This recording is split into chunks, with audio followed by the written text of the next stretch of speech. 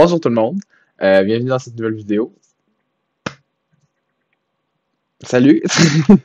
C'est pour certains, non en vrai pour personne parce que clairement tous ceux qui me regardent, vous êtes mes amis, donc pour absolument personne, ben, c'est la première fois que vous voyez mon visage. Puis sinon, ben, pour ceux qui savaient pas que c'était moi qui faisais les vidéos, ben merci d'être là déjà parce que ça veut dire que c'est quelqu'un que je connais pas nécessairement qui est là, fait que, mais c'est moi qui fais les vidéos. Que voici mon beau et doux visage. Salut! Bienvenue sur ma chaîne Crispy Dolphin. Pour ceux qui ont déjà vu des vidéos de ce que je faisais avant, c'est assez différent, ça sera vraiment pas pareil, puis ça risque de changer pour un petit peu toujours. En vrai, je sais pas ce que je fais avec la chaîne, c'est vraiment freelance, je vais comme je le sens. On va voir avec le fil du temps. Pour commencer, je vais m'excuser parce que ça fait vraiment longtemps que j'ai pas fait de vidéo. Comme je l'ai dit dans ma dernière vidéo update, ben, je voulais changer un peu ce que je faisais parce que je suis pas satisfait. Donc là, ça change. Vous me direz ce que vous en pensez. Vous me direz aussi ce que vous pensez de mon bureau, dans le fond. C'est juste dans ma chambre, avec un drôle d'angle, ça shake. Je suis vraiment pas équipé pour ça. Mon micro, c'est mon micro de casque. C'est pas super, mais c'est ce que j'ai mis en ce moment. Ma caméra, c'est une webcam. Nul à chier, c'est de quoi peut-être même filmer avec mon cell, ce serait mieux, mais je vais voir avec le temps. Fait que je suis désolé pour la qualité. Mais aujourd'hui, la vidéo, pourquoi vous êtes venu ici? C'est pour mon tout premier. Là, je viens de me rendre compte que l'image est à l'envers, fait que je vais sûrement vous mettre une image du livre au montage, là, mais pour mon tout premier book review sur Victor Hugo, Le dernier jour d'un condamné. Pour vous mettre un peu dans le contexte de pourquoi je fais ça, c'est que ben, déjà, ça faisait un bout que je voulais faire des book reviews. Là. Les quelques vidéos que PewDiePie a faites là-dessus, je les trouve super intéressantes. Link the Sun, il fait des vidéos book reviews sur sa chaîne secondaire. Je les trouve tellement bien écrites, sont vraiment bien. Mais écoutez, ça me tentait d'en faire depuis longtemps, mais j'avais pas de livre que le lu en fait. Parce que lire, c'est vraiment un de mes passe-temps préférés, mais je le fais pas assez. Mais c'est pas grave. Parce que là, j'ai fait. Et pour vous mettre un peu dans le contexte de pourquoi j'ai choisi ce livre-là, dans le fond, il se trouve que j'avais un examen à l'école sur ce livre-là, que je ne l'avais pas lu avant l'examen. J'ai réussi l'examen à 93% quand même, mais puis là, j'ai mon deuxième examen sur le livre, qui est une analyse, ben, j'étais un peu obligé de le lire, parce que faire une analyse d'un livre que tu n'as pas lu, tu as beau connaître ce qu'il y a dedans, aller trouver des citations dedans, ça devient un peu plus compliqué. Donc, je l'ai lu ce matin, juste avant mon examen, et même si je l'ai lu vite, c'est vraiment devenu un de mes livres préférés. Je m'attendais pas à ça, genre, je m'attendais à genre me forcer à me forcer à le lire parce que c'est un livre d'école puis les livres d'école c'est souvent pas les meilleurs, mais honnêtement c'est devenu un de mes livres préférés. Donc on va parler de Le dernier jour d'un condamné de Victor Hugo. Allons-y sans plus attendre. Book review, jingle book review s'il y en a un. Donc, Le dernier jour d'un condamné, ça a été écrit par Victor Hugo, comme je l'ai dit. Pour faire un petit résumé de l'histoire, on suit l'histoire d'un homme condamné à mort, anonyme. Dans le fond, on ne sait pas c'est qui. On ne sait pas c'est quoi le crime qu'il a fait. Dans le fond, tout ce qu'on sait sur lui, c'est qu'il a versé le sang. Dans le fond, on suit cet homme anonyme, ce condamné à mort, dans son attente de son exécution. Dans le fond, il va nous décrire son procès qu'il a eu, les premiers jours qu'il a passé en attente de son exécution. Il va nous raconter toutes les souffrances qu'il vit au fil de son attente, de son exécution en prison, en fait. Comment il sent, à quoi il pense. Il va nous décrire sa cellule, la prison, les gens avec qui il va parler, à quoi il pense aussi, parce que il réfléchit à son passé, puis tout ça. Dans le fond, tout ça jusqu'à son exécution, jusqu'au tout dernier moment. Donc oui, ça a été écrit au 19e siècle, parce que c'est dans cette époque-là que Victor Hugo a vécu. C'est logique qu'il écrive un livre pendant sa période de vie. Non, mais ouais, ça a été écrit au 19e siècle, précisément, je pense, dans le début du 19e siècle, pendant les révolutions françaises. C'est une époque assez compliquée, assez violente, assez de bouleversements très grands dans la société française. Grand changement, grand écart entre les classes sociales, entre autres à cause de l'industrialisation.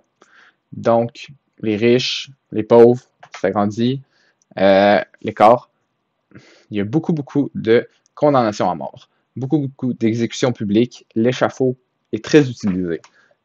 Donc, ça, c'est quelque chose que Victor Hugo est très contre, malgré le fait qu'il soit un noble, un riche, mais qui, dans le fond, nous fait nous rendre compte que, en fait, le condamné à mort, c'est un humain aussi, puis que ce qu'on lui fait vivre, c'est juste inhumain, dans le fond, puis qu'il faut abolir la peine de mort. Dans le fond, c'est ça le message que les livres essayent de passer. Très, très bien écrit. Pour de vrai, j'ai pas lu beaucoup de Victor Hugo. C'est le premier roman que j'ai lu de lui. J'ai lu juste 2 poèmes de lui avant. Mais mon Dieu que c'est bien écrit. Sincèrement, c'est prenant. Puis Victor Hugo a eu le talent dans ce livre-là de vraiment nous mettre dans la peau du condamné, puis de vraiment nous donner beaucoup de compassion pour lui, malgré le fait qu'on sait qu'il a fait un crime potentiellement très grave. Tout dans quoi il va aller chercher l'histoire du condamné dans son passé, son premier amour, sa fille, sa femme, puis sa mère qu'il laisse derrière lui. Tout ça, toute la souffrance qu'il vit, ça nous donne vraiment beaucoup de pitié pour le condamné. Par exemple, quand il se fait transférer de la prison à la conciergerie, le huissier, c'est un trou de cul, en fait. Les personnages sont vraiment bien écrits, mais on se rend compte que le huissier, c'est un trou de cul. Genre, il parle à un condamné à mort, puis il arrête pas de se plaindre. Alors, je vais essayer de vous trouver le bout, là. T'as juste envie de dire au huissier, yo, est-ce que tu te rends compte que toi, t'as peut-être fait tomber du tabac à terre, puis c'est triste pour toi, genre, mais lui, il va perdre sa vie, là. Dans le fond, c'est le huissier qui parle au début. Des fous, des enthousiastes. Ils avaient l'air de mépriser tout le monde. Pour ce qui est de vous, je vous trouve bien pensif, jeune homme. Jeune homme, lui ai-je répondu. Je suis plus vieux que vous. Chaque quart d'heure qui s'écoule me vieillit d'une année. Déjà, ça, c'est une sorte de métaphore pour nous faire comprendre qu'il n'en reste pas long à vivre. Il s'est retourné, m'a regardé quelques minutes avec un étonnement inepte, puis s'est mis à ricaner lourdement. Allons, vous voulez rire? Plus vieux que moi? Je serai votre grand-père. Je ne veux pas rire, lui ai-je répondu gravement. Il a ouvert sa tabatière. Tenez, cher monsieur, ne vous fâchez pas. Une prise de tabac et ne me gardez pas rancune. N'ayez pas peur, je n'aurai pas longtemps à vous la garder. En ce moment, sa tabatière, qu'il me tendait, a rencontré le grillage qui nous séparait. Un chaos a fait qu'elle l'a heurté assez violemment et est tombée toute ouverte sous le pied du gendarme. Maudit grillage, s'est écrié le huissier. Il s'est tourné vers moi. Eh bien, ne suis-je pas malheureux? Tout mon tabac est perdu. Je perds plus que vous, ai-je répondu en souriant. Il a essayé de ramasser son tabac en grommelant entre ses dents. Plus que moi. Facile à dire. Pas de tabac jusqu'à Paris. C'est terrible. Puis il y a d'autres moments comme ça, là. Ah oui, tous les personnages sont vraiment bien écrits. Puis en parlant de trucs bien écrits, le Victor nous sort des pics dans certains moments dans le livre, là, pour vrai, puis ça fesse. Dans le fond, à ce moment-là, il parle d'un souvenir qu'il a eu de son premier amour. Moi, je gardais le silence. Tu ne dis rien, me dit ma mère. Tu as l'air triste. J'avais le paradis dans le cœur. C'est une soirée que je me rappellerai toute ma vie. Toute ma vie. Puis dans le fond, à ce moment-là, on comprend que dans le fond, par le fait qu'il répète toute ma vie, là, il va s'en rappeler toute sa vie parce que sa vie a fini à soir. Là. C'est comme ça nous remet à notre place, genre, ouf. Lui, ce qu'il dit, genre, il dit pour de vrai, il signifie vraiment. Là. Ah, celle-là aussi était bonne. Là, dans le fond, il est sur l'échafaud. En tout cas, il est vraiment sur le bord de se faire exécuter. Là. Je suis descendu, puis j'ai fait un pas. Puis je me suis retourné pour en faire un autre, et je n'ai pu. Entre les deux lanternes du quai, j'avais vu une chose sinistre. Oh, c'était la réalité. J'ai vu une chose sinistre, la réalité. T'sais, la réalité, pour le condamné, c'est littéralement, il va se faire tuer dans quelques minutes. Fait que, damn, ça tape. T'sais, on a beau se dire, ah, la vie est triste, la vie est dure dans la vie, mais tu sais, après ça, t'as lui, genre, pis on se compare à ça. Là. Aussi, juste la dernière phrase du livre, de l'histoire, c'est 4 heures.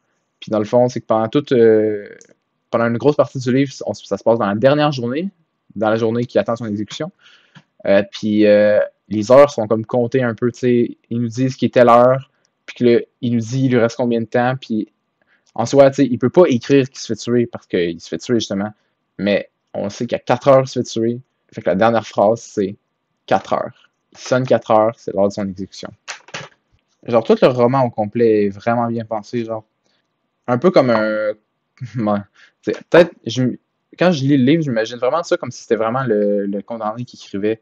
Ça passe d'un sujet à l'autre un peu. C'est pas comme si, justement, on pourrait imaginer Victor Hugo dans son bureau l'écrire. On dirait vraiment que c'est fait au va-vite, tu sais, que tous les sujets sont mélangés l'un dans l'autre. Parce qu'en ce moment, il pense à ça, mais tu sais, fait que là, il l'écrit. Mais il n'y a pas le temps, tu sais, de réarranger les paragraphes entre eux, puis tout le kit. Fait on dirait vraiment que ça sort du cœur, tu sais. On sent que ça vient de là. Puis que c'est un message vrai, fait ça fesse encore plus.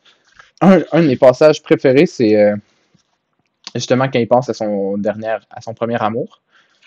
À ce moment-là, il pense à son premier amour, fait que dans le fond, il échappe sa conscience du présent. Il l'envoie dans le passé, quand c'était heureux, il veut plus penser au présent, je vais me faire tuer, je veux plus penser à ça.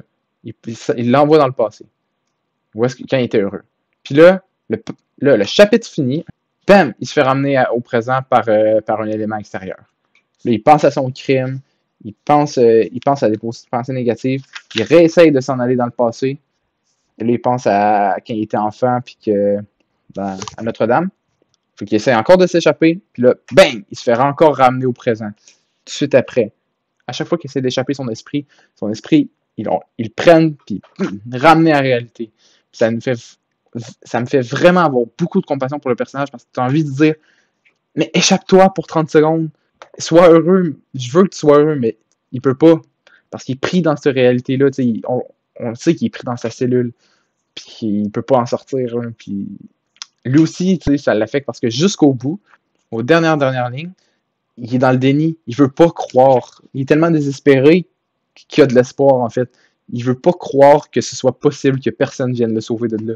Il croit vraiment qu'il mérite pas sa peine de mort, puis jusqu'à la fin, il me dit laisse-moi juste une minute, là, ça s'en vient, là, je sais que je vais me faire sauver, puis au final, les 4 heures sonnent.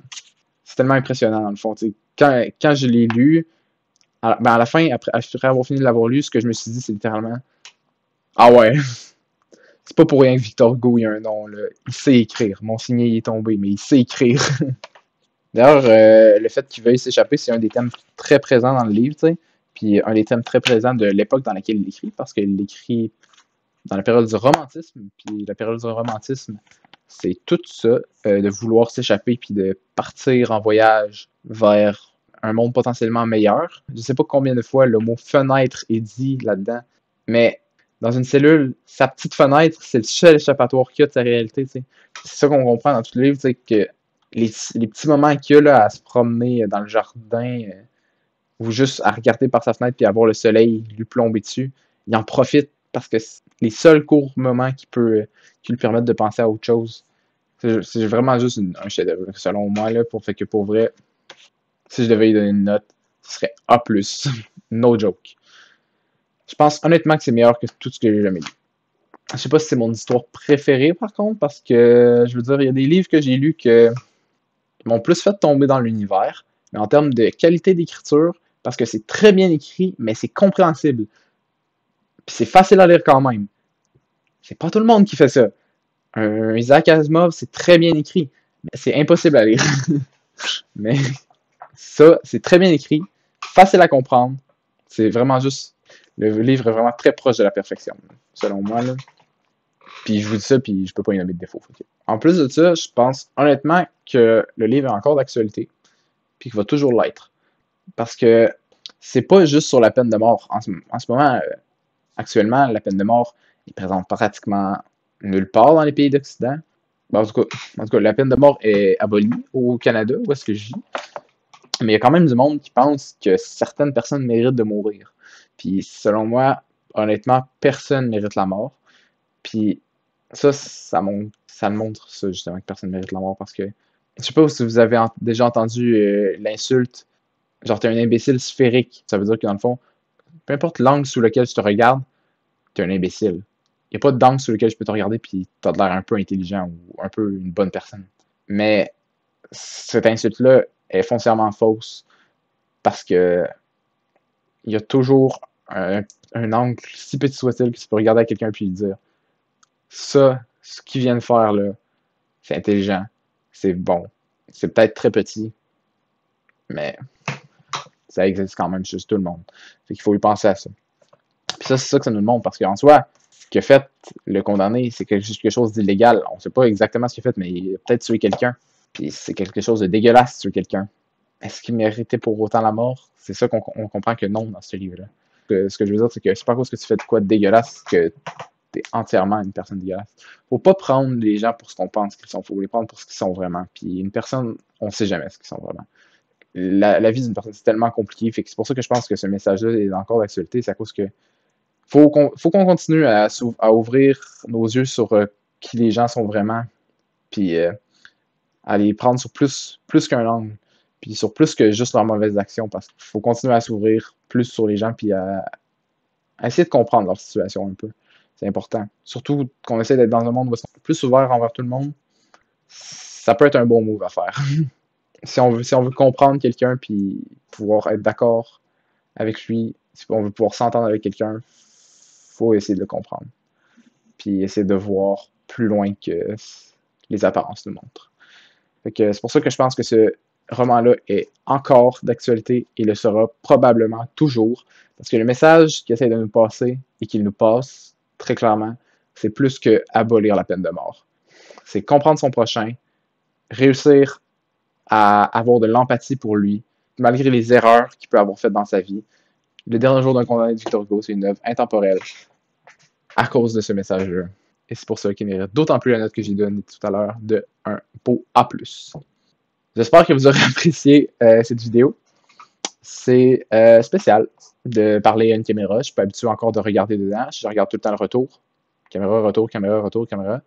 Je vais me tuer à regarder la caméra. Parce que c'est pas là dans la vidéo que je fais comme ça. Ça, c'est clair. Fait que, donnez-moi honnêtement vos avis. Sur tout. En fait, sur est-ce que j'ai abordé tous les points d'après vous? Est-ce qu'il y a des trucs que j'aurais pu expliquer de plus? Est-ce que mon décor est beau? Est-ce que je suis beau? Non. Est-ce que je devrais continuer à faire des vidéos comme ça? Qu'est-ce que vous pensez du format? Est-ce que vous avez des livres à me conseiller que je pourrais essayer? Honnêtement, lâchez-vous lousse dans les commentaires, s'il vous plaît. J'aime ça, lire vos commentaires. C'est ce qu'il y a de plus important et c'est ce que j'apprécie de plus. Si vous avez aimé la vidéo, il y a un pouce bleu que vous pouvez mettre et je vous invite à le faire. Si vous avez moins aimé, dites-moi pourquoi dans les commentaires. Je vais essayer de travailler là-dessus. Anyway, c'est une vidéo essai. Il va en avoir d'autres, mais le contenu peut juste s'améliorer avec le temps. S'il part de zéro, il peut pas descendre plus bas. Et sur ce, je vous dis merci beaucoup d'avoir écouté la vidéo. Abonnez-vous si ce n'est pas déjà fait. On se revoit dans la prochaine vidéo qui devrait pas trop tarder, j'espère.